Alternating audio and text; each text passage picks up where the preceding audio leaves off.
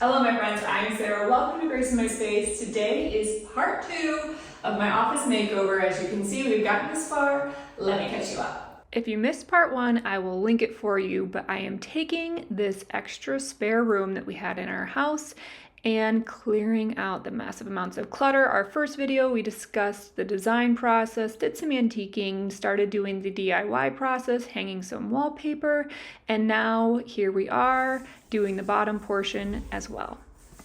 My goal is to spend $0 on this project. Let's see how it turns out.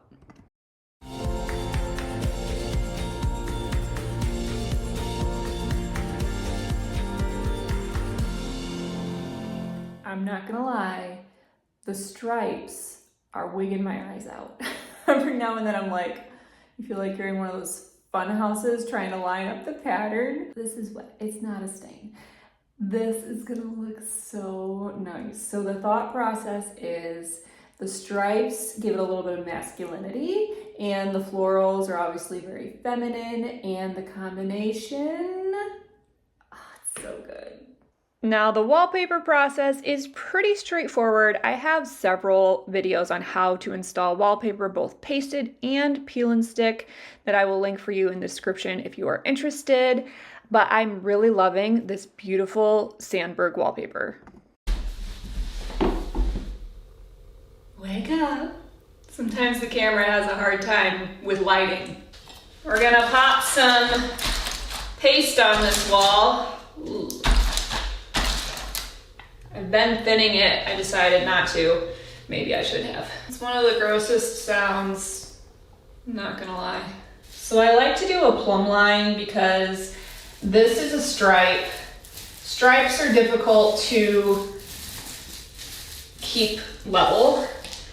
Just imagine if my stripes got off level, then all of a sudden the whole room is gonna look super tilted and it's gonna be very apparent compared to a floral pattern where if you get a little bit off, it's not super apparent, but stripes, I tell you what, they show every single sin you have.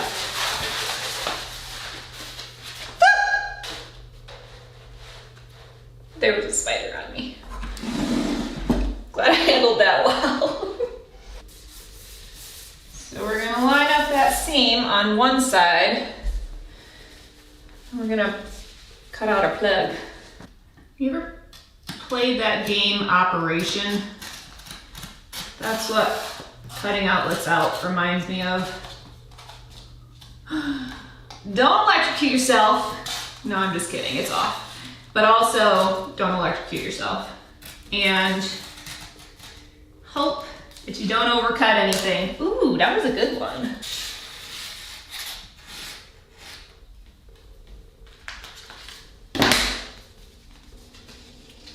One panel done.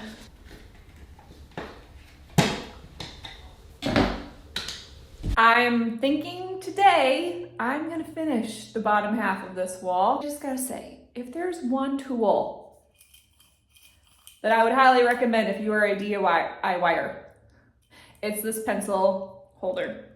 It fits construction pencils, not regular pencils, and it's always attached to me. It's made this process so much easier.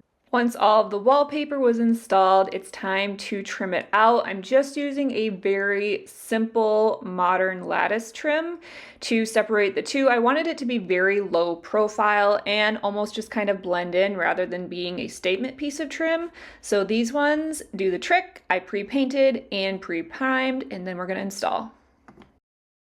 Time to hang my pieces that are going to separate the two. So I just got this really thin molding, it's pretty modern, and I'm just gonna make it look so much better, just like that. It's not gonna take anything at all. If I could recommend one tool for new DIYers that goes beyond your traditional drill and driver set, it would be this battery operated brad nailer. I have used this for so many projects and it is so convenient and handy and does a great job. We've come so far. Woo! I cannot possibly let this light ruin all of my hard work. It's so dated. And then we've got this beautiful wallpaper. There's no way I'm leaving this. But again, we're on a budget. And so I found the cheapest cute light I could find. Okay, now here's the moment of truth. What's gonna fall? Something always falls. Okay, it's not too bad.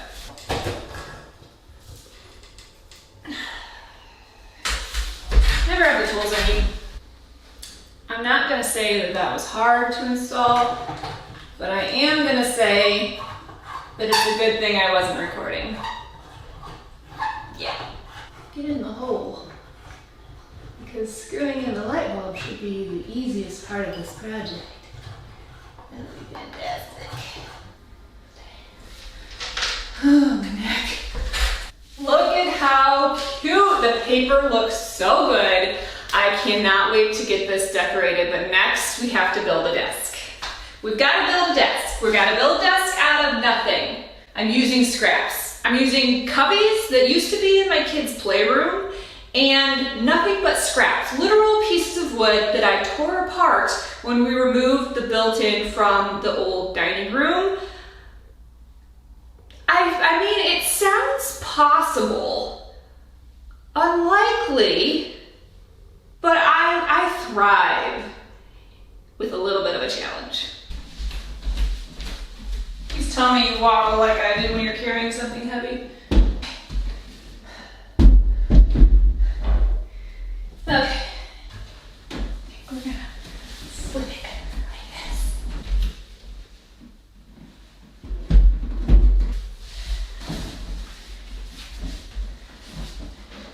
Here's the plan. These are my legs. I have a top to go here. I'm gonna build a shelf along the back, and if I have space, I might do shelving above, but it's so hard because I really don't want to cover up my pretty wallpaper. I think it'll be most practical though. All right, here's the plan. So this is the top of a built-in that we ripped apart. The trim only comes to here. And I have this much to compensate for, plus the cubbies are extra wide.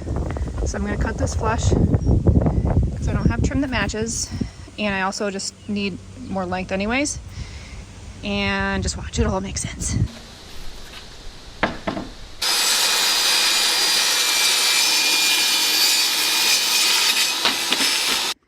See, we just had, it was about this much longer before I cut it, and then there still would have been excess. So I could just create this with a single board and let it be flat, but I think it would be nice to have a little shelf there. Yeah, kill two birds with one stone. It's gonna be cute. It's gonna be cute.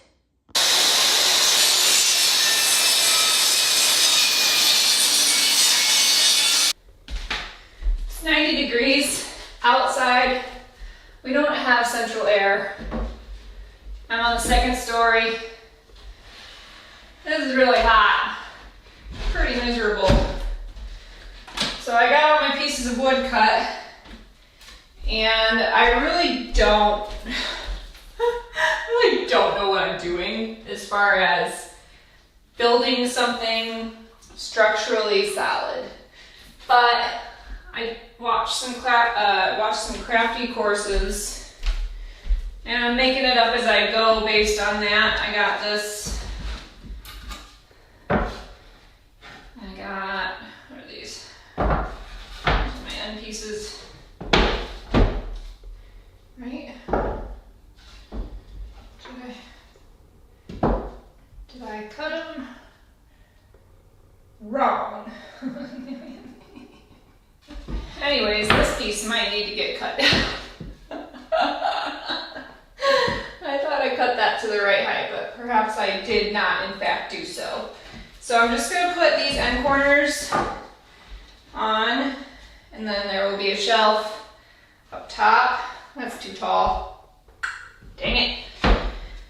But I don't really have a workshop. I really don't have the clamps I need for square corners. My table saw isn't the most precise, and so it's a little wavy. This is all scrap plywood. It's not even the good stuff. We're gonna make do. It will essentially be like so. It's hot. This really isn't gonna look like I know what I'm doing because I kind of don't. But my specialty is doing things that don't look like they should work and then making them work. Kind of what I'm good at.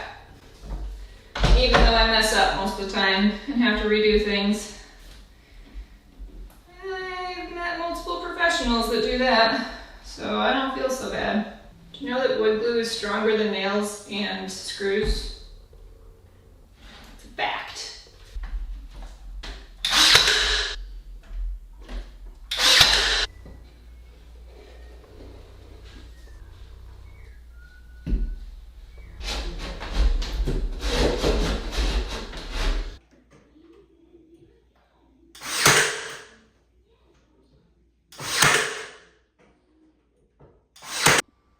I had to test it out. Gotten this far, I still need to frame out the shelf, but the legs are too tall, which I did think that it would be. Slid the chair under there and it was, my hands are like this to try and type. So gonna cut those legs off, make it a more proper desk height and continue on. Feet are off and I bought little feet adjusters you put right there. And that way, if my measurements or anything were uneven or the floor is uneven, I can level it out so that my desk and the shelf lay fully level. I bought pre-primed trim to frame this out. So I'm gonna go ahead and prime it with cover stain. It's rough wood, so it needs a bit of help just to get it to be a nice surface. I already sanded it multiple times, but it was just rough to begin with. So a little bit of cover stain will help it out. Not a lot, but I mean, you know, it'll help a little bit.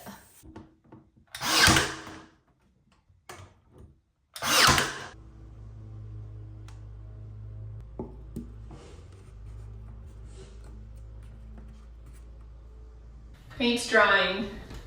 I'm at the stage where I'm like just about ready to decorate, and this cute rack was left here by the previous owner, but they did a horrible job. I'm sorry if you made this, you did a fine job, but you left glue everywhere. You could have wiped it off. I'm gonna try and take it off and use it in the room on a wall because it's really cute and it's very unique looking. Gonna have to do some surgery. Tell me that's not the cutest little thing you've ever seen. It's like a log cabin hook. But the glue situation though, we can do better than that. Last stage of the DIY desk is paint for the shelf, just using leftover from our basement project. And I think it's gonna turn out real good. I'm gonna be honest, I fudged this one. But it was 100% free. Finishing touches are always fun. I always like to get to the decorating stage, but when it's wallpaper, putting a hole through it to hang something on the wall is pretty much, like, it takes a lot of gumption. It'd be really cute though.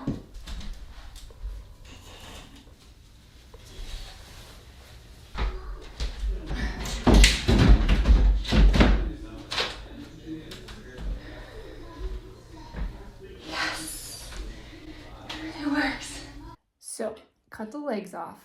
I added adjustable feet because the floors are extremely uneven in here, and that is ugly. Like, you can see the feet, even though it's kind of blurry on camera. But I did order metal sheeting, and I'm gonna hide it.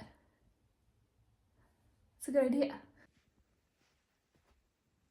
So I essentially am just bending it to make like little cuffs. They're gonna wrap right around those feet and they're just gonna rest there. I'm gonna secure them, but they're just gonna do that.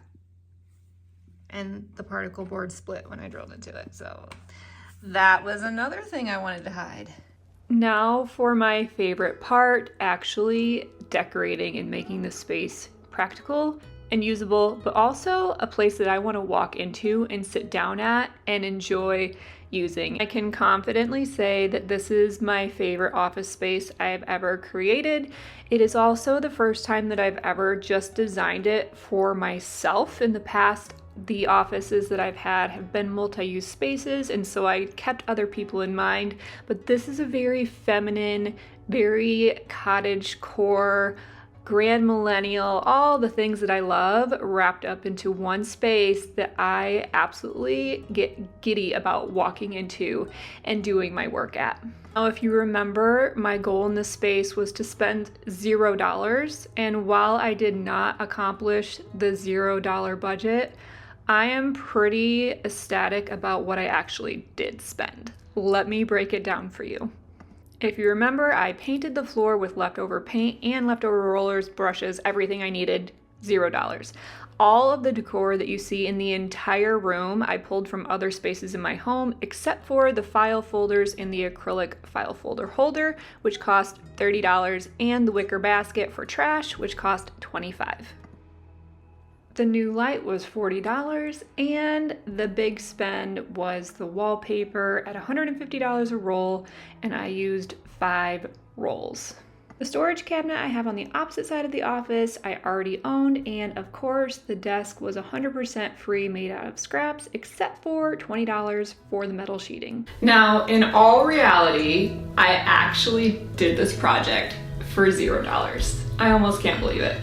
I did have about $900 in wallpaper and about $100 in some of the desk organization and the brass feet for the desk, but that $1,000 was actually not money I spent out of my pocket. The wallpaper was part of a collaboration, and so it was gifted to me, and I had $100 in gift cards on Amazon. So I walked away with absolutely no monetary investment, just a lot of time, a lot of hard work, and a lot of creativity, and I really love how it turned out. Honestly, my favorite projects are the ones where I have the smallest budget because it brings out the most creativity in me. If I hadn't set that $0 goal, I would not have made my own desk. I probably would have just gone out and bought one and spent upwards of $500 to $1,000 easily on a desk. And instead, I created something that was custom and works perfectly for my needs. Ironically, the most money that I spent out of my own pocket, Amazon gift card, but still own pocket, was for this desk organization, the acrylic file folder holder, which I really love the simplicity of, and these really pretty different designs for file folders. It's the simple things. Like, look how pretty that is. Place it on the desk, and what is actually organization and functionality is also decor.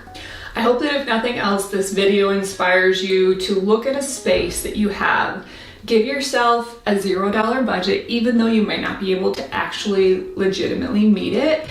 Giving yourself a super low budget inspires so much ambition to create something for free out of things you already own. All the decor in this entire room, all the furniture I already owned and repurposed, took from different spaces, reorganized those spaces, and made each space work a little bit better for what I need. So I would love to know, leave me a comment, what space in your home are you gonna set a $0 budget for? Whether or not you can actually accomplish $0 is left to be seen, but even if you don't, I guarantee you're gonna spend a ton less money on it than if you had gone into it with the mindset that you have a significant budget. Thanks so much for watching. I hope you enjoyed seeing this office come together, from orange 70s shag carpet and dingy walls to this.